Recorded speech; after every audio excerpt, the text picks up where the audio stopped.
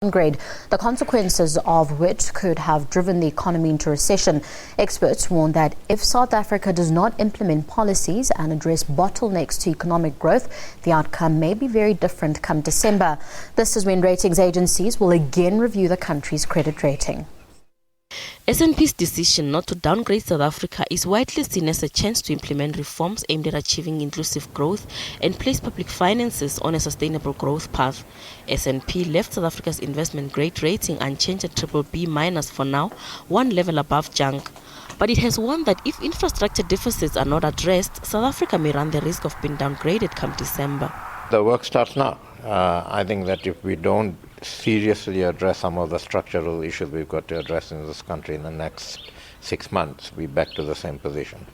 So I think it's excellent that they've given us a reprieve, but it's a sign that we need to actually continue to keep our shoulders to the wheel and work together to get growth going.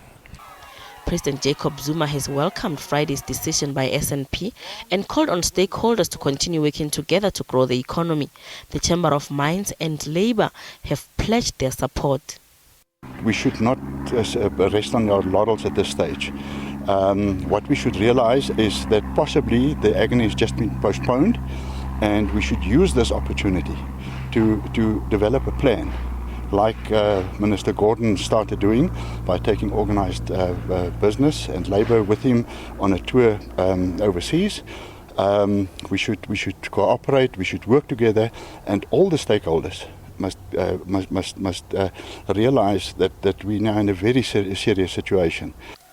Experts say while South Africa is on the right track, possible labour instability remains a risk going forward. We need not to lose momentum.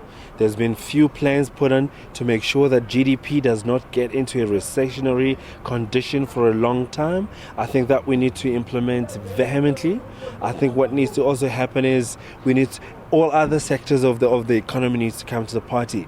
I understand that there could be fierce wage negotiations that are coming along the way. I think guys need to just understand that these are difficult times when ought to just have a better conversation without strikes that are prolonged. Ratings agency Fitch will announce its review on South Africa next week. The agency currently has South Africa one notch above junk status. Gloria Musi, SABC News, Johannesburg.